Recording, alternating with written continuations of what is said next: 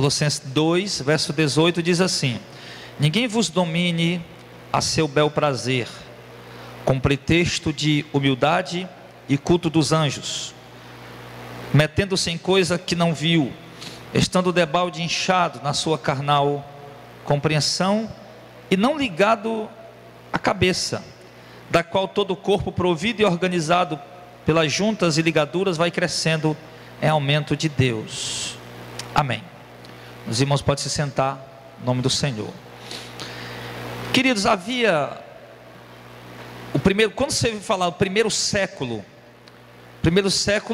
compreende, né, do ano 0 até o ano 100, até o ano 99, o ano 99. E nesse primeiro século ainda havia os apóstolos, foi a época dos apóstolos, né? Foi o nascimento da igreja, tá? Aí depois vem o segundo século, que marca ali já o período dos pais da igreja, tá bom? Do segundo século, que é do ano 100 até o ano 199, tá?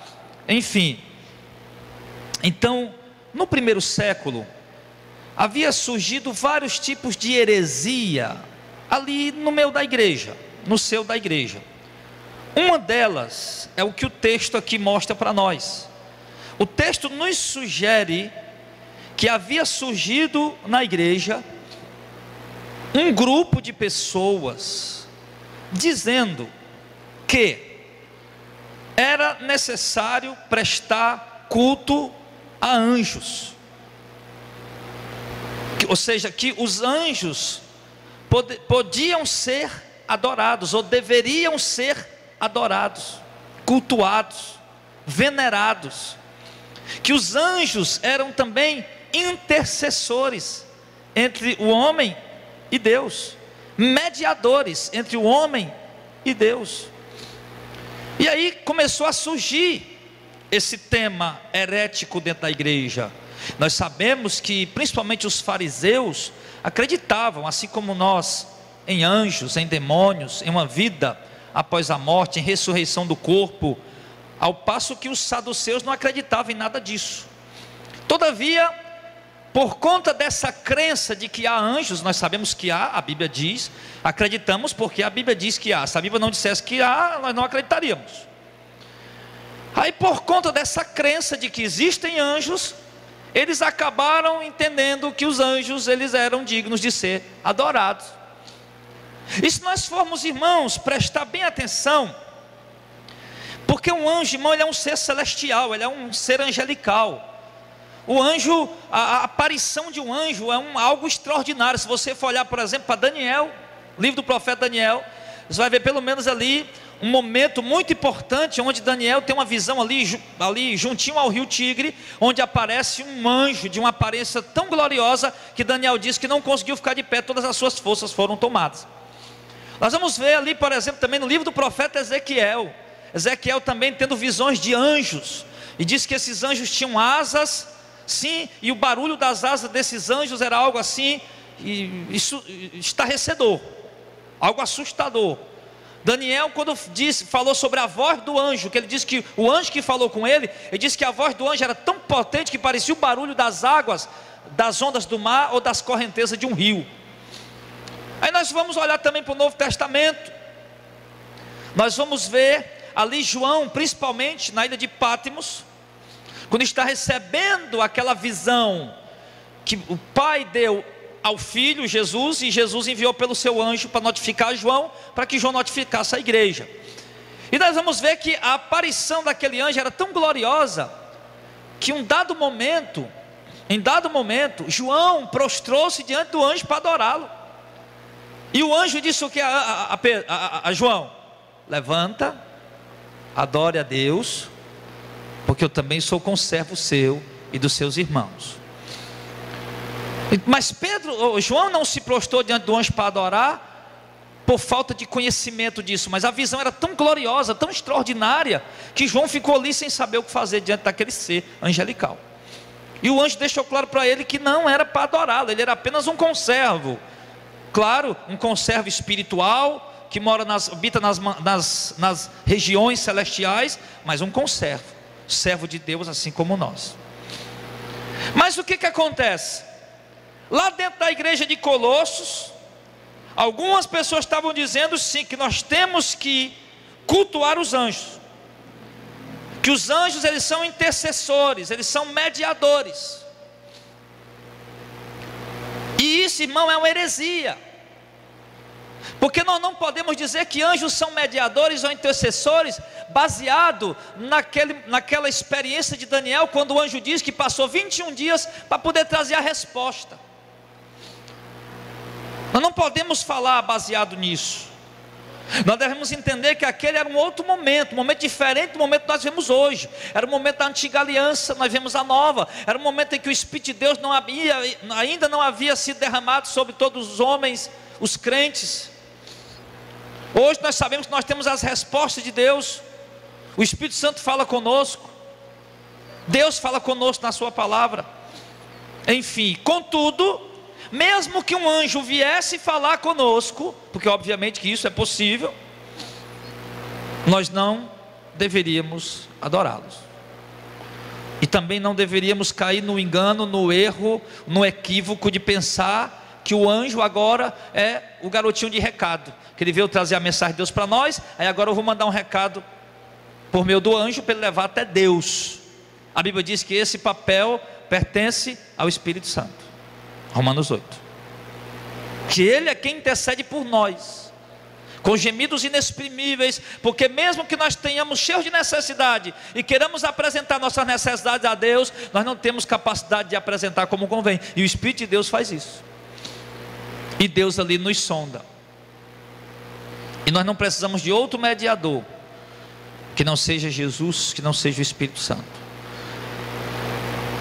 Mas o apóstolo alerta a igreja em relação a isso, e ele diz que as pessoas que estão fazendo isso, irmãos, sim, está querendo dominar a igreja, estão se metendo em coisas que eles não conhecem, estão de graça, em vão, aliás, debalde, em vão, inchados na sua carnal compreensão. Ou seja, quem pensa que pode chegar até Deus por intermédio de outro mediador ou intercessor que não seja Jesus Cristo, ou mesmo o Espírito Santo, está carnalmente inchada a sua compreensão. É uma doutrina carnal, é isso que ele está falando, uma doutrina humana, não é de Deus. E quem prega esse tipo de doutrina está querendo dominar as pessoas, sim, e está falando de coisas que nunca viu e que não conhece. Mas qual é a importância desse versículo para nós nos dias de hoje? Primeiro, nós podemos dividir em 4 pontos a ser observado esse versículo. Nós podemos observar o primeiro ponto, por exemplo, no verso de número, ali, verso 18: ninguém vos engane ao seu bel prazer. Ou seja, nós temos que ter cuidado, irmãos, porque existem muitas religiões, denominações, crenças, doutrinas que são criadas por homens com um único propósito. E que propósito esse? Instruir a igreja? Não. Doutrinar a igreja? Não. Levar a igreja ao temor a Deus? Levar a igreja a se converter a Deus? Levar a igreja a se arrepender dos seus pecados? Não. Levar a igreja a ter comunhão com Deus, com o Espírito Santo? Também não. Há doutrinas sendo forjadas, sendo moldadas, sendo criadas com um único propósito, irmão, que é de dominar as pessoas. E infelizmente nós temos visto hoje posso chamar de sistema, o sistema religioso, o sistema evangélico, ou o sistema cristão da atualidade, que o sistema cristão nós podemos aqui incluir pelo menos 3 crenças, né? O catolicismo romano, o espiritismo e as igrejas evangélicas. Teria mais algum, meu diácono, que você lembra aí no momento? Acho que essas são as 3 bases mesmo do cristianismo, né? Pronto, aí dentro do ramo evangélico, né, por assim dizer, aí tem essas outras ramificações, né, Testemunho de Jeová, mormonismo, enfim, pseudo-cristãos, né, que são apenas supostos cristãos, mas não são. Mas enfim, Então o que nós estamos vendo hoje? Nós estamos vendo um crescimento exacerbado do cristianismo, né? Vamos colocar assim, que é assim que ele se intitula, aqui dentro do Brasil, ao ponto de que o último censo foi em 2010, então agora em 2020 vai ter outro censo, sempre é de 10 em 10 anos. Ao ponto de já estar aí nessa questão só de evangélicos, já ter mais de 50 milhões no Brasil. Aí vai para os católicos, já tem mais de 120 milhões. Aí já vai, aliás, já tem mais de 150 milhões de católicos. E aí vai para o espiritismo, nós temos mais outros milhões. Aí você vai observar a doutrina dessas igrejas. Você vai observar, por exemplo, a doutrina da Igreja Católica Apostólica Romana. Você vai ver ali a crença, os novos intercessores e mediadores. Não mais os anjos aqui, como o problema aqui era os anjos. Paulo está dizendo que eles estão adorando anjos, cultuando anjo e usando anjos como intercessores e mediadores. Você vai à Igreja Católica, você vai a uma missa à Igreja Católica, e lá você vai poder perceber que o lugar de mediador não é Jesus mais que exerce, nem o Espírito Santo. O lugar de mediador e intercessor, existem milhares que nós não podemos aqui, é impossível citar o nome de todos eles. Todos os santos, São Paulo, São Pedro, São João, São José, Maria, e nós vemos que todos esses agora ocupam um lugar de mediadores. E em cada cidade que você for do Ceará ou do Brasil, lá tem um padroeiro, é algum desses anjos, desses santos, que tomaram o lugar da mediação entre Deus e os homens. Não é mais Jesus, são eles. O problema aqui, queridos, na igreja de Colosso, a preocupação de Paulo não é que os irmãos iam deixar de crer em Jesus, porque os irmãos jamais iam deixar de crer em Jesus. Mas o problema o que era? É que o povo, mesmo continuando crendo em Jesus, iam buscar a Deus não mais apenas por causa de Cristo, como se Cristo não fosse suficiente. O povo ia continuar crendo em Jesus, mas buscando a Deus por intermédio de anjos. E é exatamente o que nós vemos nos dias de hoje. Os católicos professam a fé em Jesus, todavia os seus intercessores não são Jesus, é Maria, são santos. E Paulo está dizendo que isso é doutrina para dominar os homens, e de fato essa doutrina tem dominado o catolicismo já desde muitos anos, de muitos séculos. Se você for debater com um católico que realmente é católico, que realmente frequenta a igreja católica, que pratica o catolicismo, você vai ver que ele está armado com unhas e dentes para defender o que ele crê. E ele não quer a pessoa de alta patente eclesiástica que ensinou isso, e ele crê daquela maneira e não quer abrir mão. Se você for olhar para o espiritismo, você vai ver que as pessoas que morreram, um pai que morreu, a mãe que morreu, um tio que morreu, um filho que morreu, eles também se tornam um tipo de mediadores. Você vai a algum centro espírita e ali você vai conseguir falar com seu parente que morreu, e você vai pedir intercessão dele, para ele falar com Deus lá, para poder fazer alguma coisa, e a coisa vai andando mais ou menos por aí. Sem falar também que, obviamente, todas as idolatrias da igreja católica também estão lá inseridas dentro do espiritismo. Aí você vai e chega na igreja evangélica, e você começa a observar que Cristo também perdeu o lugar de mediador no meio da igreja. Na maioria das igrejas evangélicas hoje, Jesus não é mais o intercessor, Jesus não é mais o mediador.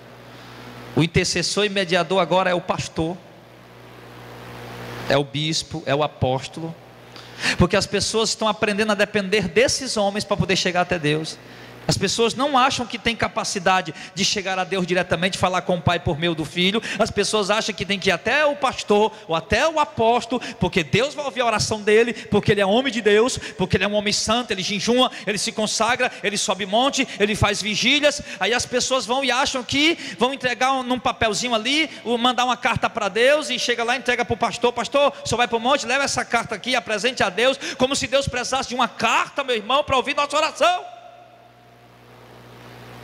Diácono Auricelio congregou na igreja onde o pastor exigiu que eles tinham que escrever o pedido deles, colocar dentro do óleo, dentro do azeite lá, que estava próximo à plataforma, que chama de altar. E o Auricelio não fez e foi chamado a atenção. Aí o Auricelio questionou o pastor dele, antigo, e disse assim: pastor, quer dizer que agora toda vez que eu for orar a Deus, eu tenho que ter um pote de óleo lá em casa e eu tenho que colocar a pedido dentro do óleo?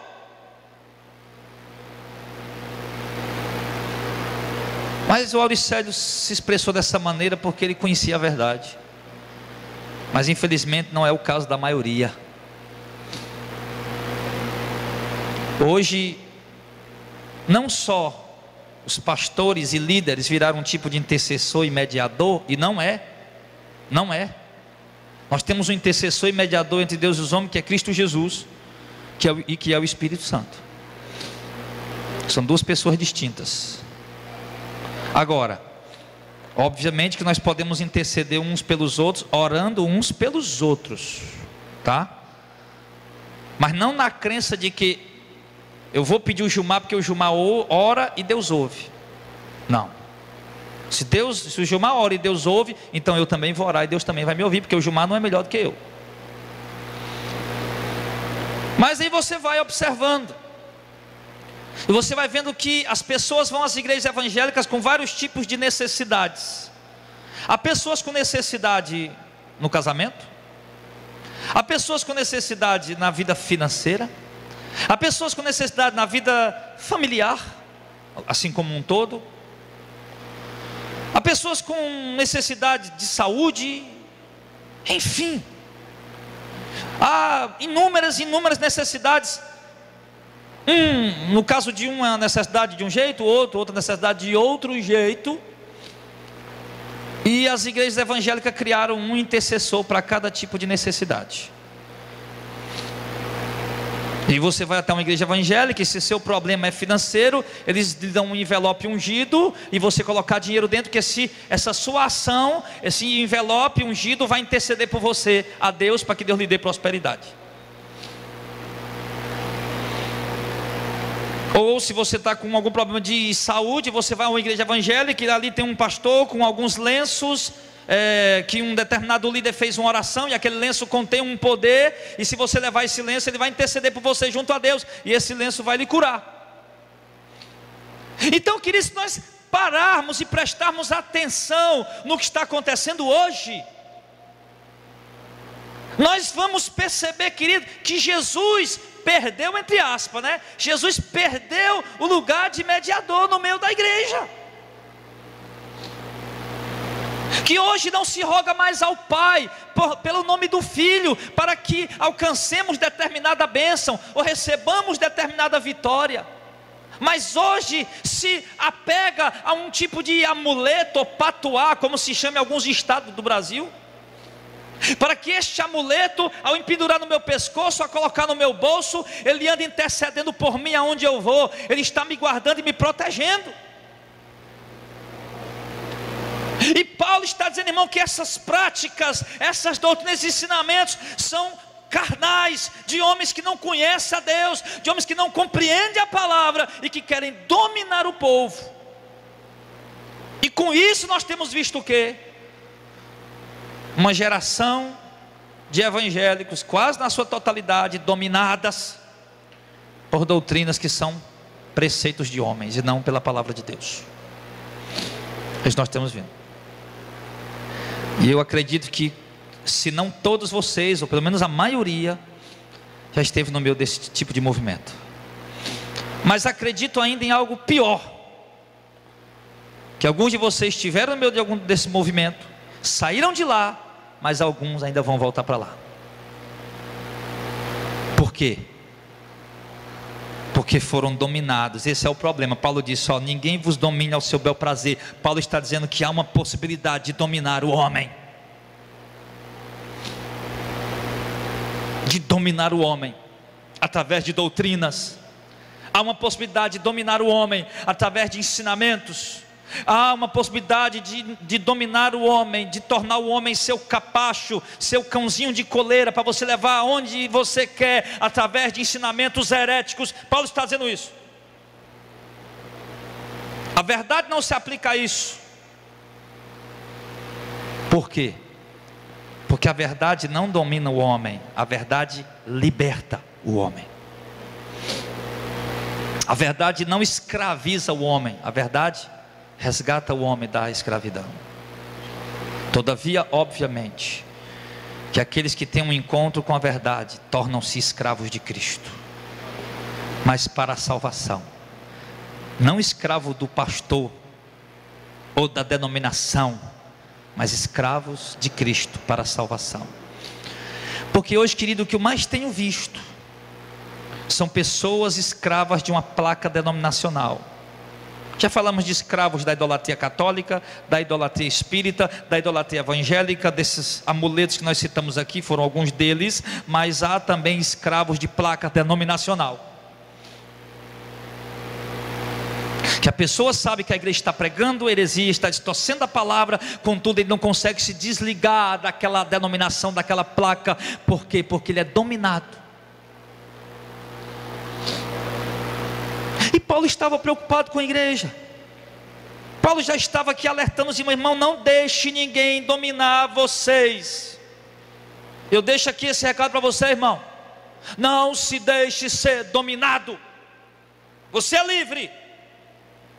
Você não é escravo de homem, você não é escravo de religião, você não é escravo de papa, de padre, de sacerdote, de pastor, de bispo. Você não é escravo de homem, você é escravo de Cristo. Não deixe ninguém lhe dominar.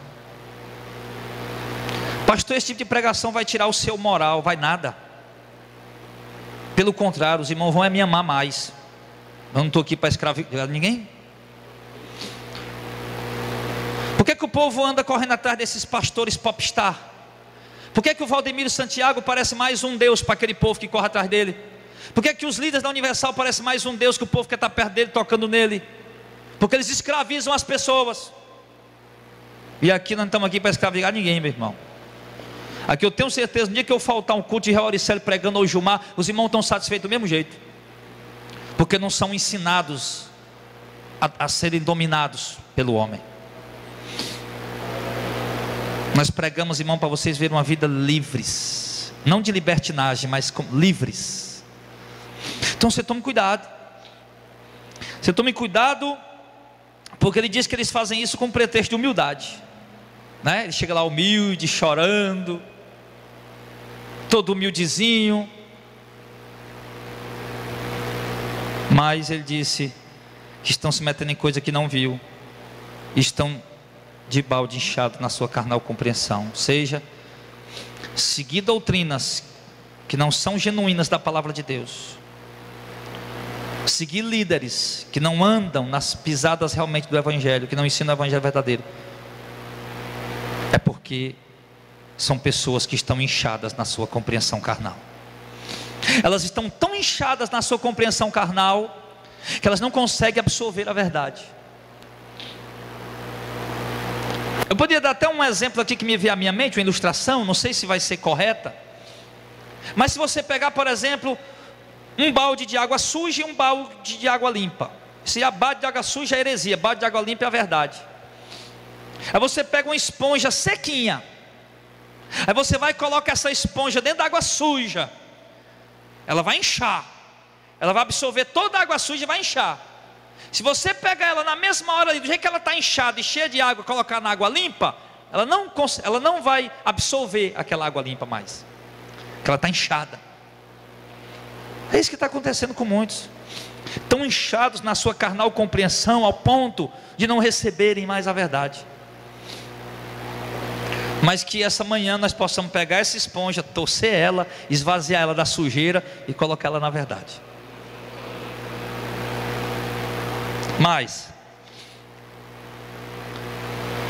O apóstolo Paulo estava preocupado, e realmente, irmão, se nós tivéssemos tido mais Paulos no decorrer dos séculos até hoje, preocupados, alertando a igreja, a situação estaria diferente.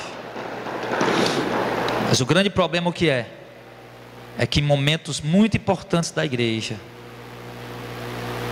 muitos ficaram calados, não queriam confusão, não queriam desavença, tinham medo, e realmente fazia medo mesmo, você ser queimado numa fogueira, você ser decapitado.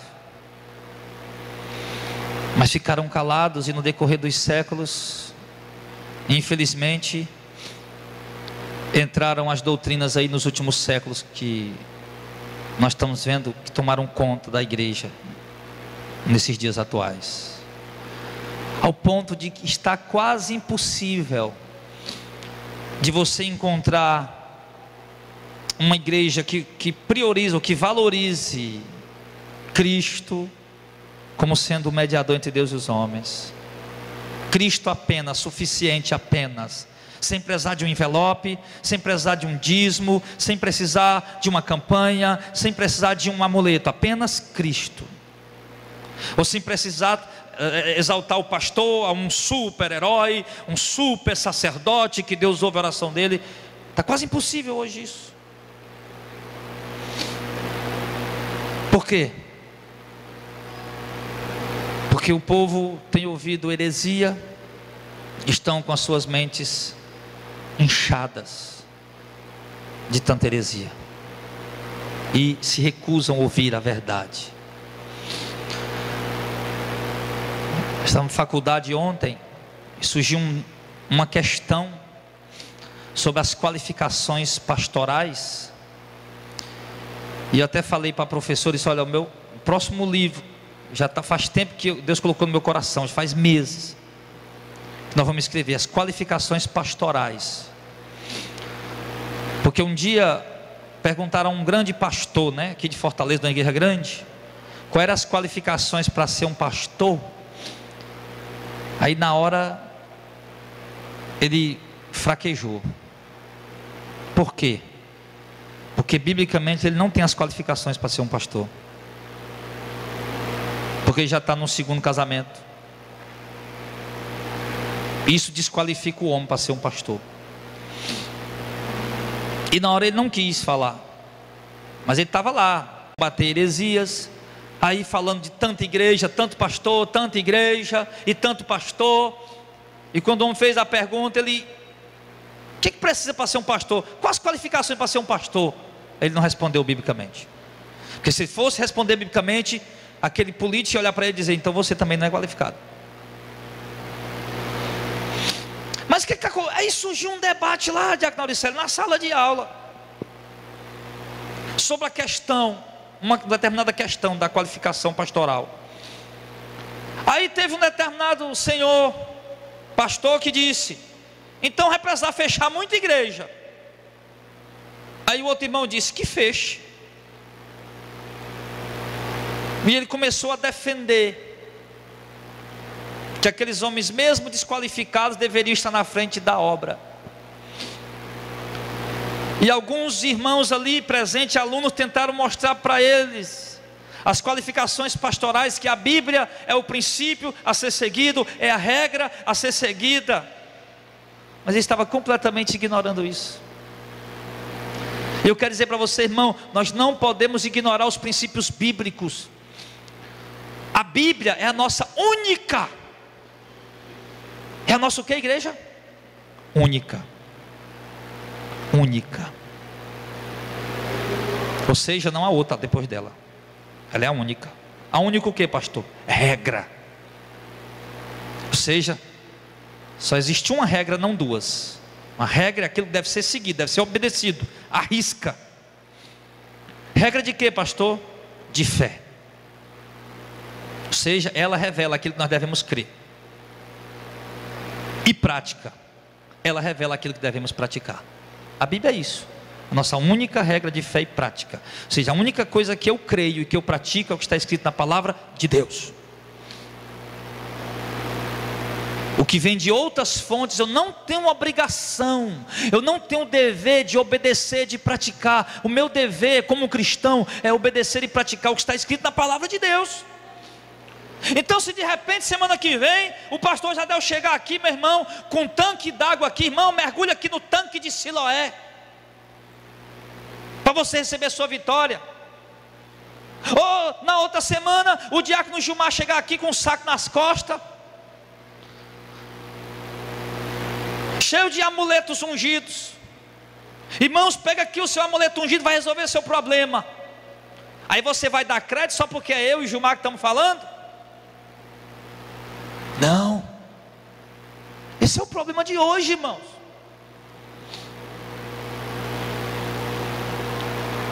Eu vi a Assembleia de Deus combater a heresia durante muitos anos.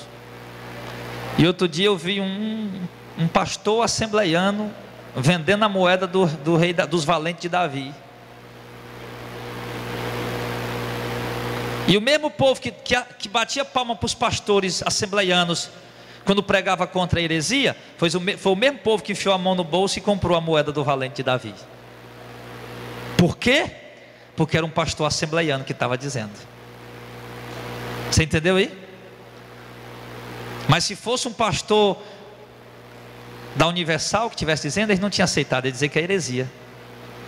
Mas como era um pastor da Assembleia de Deus que fez, então eles disseram que era verdade, porque a crença de muitos deles não está na palavra, está no pastor, na denominação.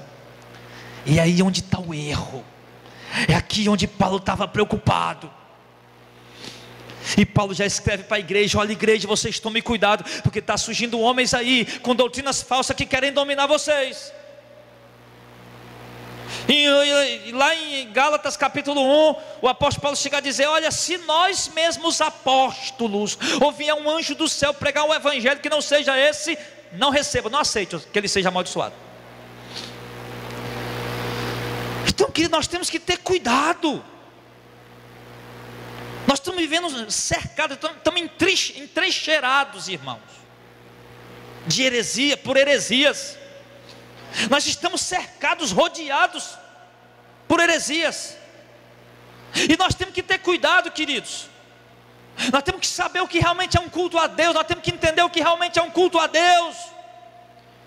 Se as pessoas entendessem e soubessem o que é um culto a Deus, irmãos, eles jamais estariam aí se apegando a esses amuletos aí que estão dando nas igrejas. Eles jamais estariam iludidos com esses movimentos sensacionalistas que trazem para as igrejas como um tipo de idolatria. Cultos afermentados. Então nós precisamos ter cuidado, porque existem homens aí tão obcecados pelo crescimento dos seus ministérios, crescimento das suas igrejas, que eles desprezam a palavra de Deus e acabam colocando coisas que Deus nunca ensinou. E o pior, que eles conseguem fazer as pessoas dar crédito. Conseguem. Eu passei parte da minha vida inteira acreditando que as imagens dos santos católicos poderiam abençoar a minha vida. Teve alguém que fez isso também? Aqui, ó, o monte aí. Passei grande parte da minha vida acreditando nessas coisas. Depois disso, eu passei outra boa parte da minha vida acreditando nos amuletos da igreja evangélica. Coisa ungida para aqui, coisa ungida para acolá. Que aqueles homens podiam chegar a Deus mais próximo de Deus do que eu. Você vendo como foi um processo o negócio? A Eliane também teve por lá. O Chaguinha, o Jacques. Está vendo como foi o processo? Aí hoje a ficha caiu. Hoje Deus iluminou os olhos do nosso entendimento para compreender que há uma verdade que liberta o homem da escravidão. Essa verdade é o Evangelho de Cristo. Então, querido, só esse alertazinho aqui para a igreja. Tomem cuidado. De repente você não está aqui na igreja ouvindo uma palavra limpa e pura, e está em casa ouvindo o Valdemir e botando um copo d'água em cima da televisão. Tome cuidado, você não está aqui ouvindo a palavra limpa e pura. Nós não somos melhor do que eles em maneira alguma. Eu estou falando da palavra, tá? Nós somos homens imperfeitos e falhos igual a eles. Eu estou falando da doutrina, da palavra, da verdade. Não tenha cuidado, você não está aqui de repente ouvindo uma palavra pura, genuína e verdadeira, depois está lá na Igreja Universal andando em cima do sal, fazendo uma campanha. Se tome cuidado, você precisa, irmão, entender que tem gente por aí tentando te dominar, e eles sempre têm interesses, sim. E o texto diz, só para concluir no verso 19, que quem pratica essas coisas não está ligado à cabeça, que é Cristo. E somente estando ligado à cabeça, que é Cristo, é que o corpo, que se chama igreja, estará provido e organizado pelas juntas e ligaduras, e assim ele vai crescendo para o aumento, não do homem, não de uma dominação, não de uma religião, mas para o aumento de Deus. Então, rejeitando essas heresias, nós não temos que cultuar anjo, nós não temos que adorar anjo, não temos que ter outros intercessores, seja quem for. Devemos respeitar os anjos, é claro. Devemos respeitar os santos, obviamente. A questão aqui não é respeitar ou desrespeitar. Temos que respeitar sim. O que nós não vamos fazer é pedir a intercessão deles. Nós não vamos fazer é adorá-los, é venerá-los. Por quê? Porque eles são conservos como nós. E eles sequer podem ouvir nossas orações. Então, se você de fato quer que Deus ouça a sua oração, vá diretamente a Ele, por intermédio de Jesus Cristo, o Filho. E se tem alguma coisa que você está apegado na sua casa, como um tipo de intercessão e de mediação, jogue fora, porque está roubando o lugar de Cristo na tua vida. Seja o que for, seja um amuleto da igreja antiga que você pegou, um amuleto da sorte, da Universal Mundial, seja lá qual for, da Igreja da Graça, seja lá qual for. Seja um objeto que você pegou em alguma campanha, alguma coisa, seja alguma coisa que você pegou da Igreja Católica, seja o que for, isso está tirando o lugar de Cristo, a primazia de Cristo dentro da tua casa, da tua vida.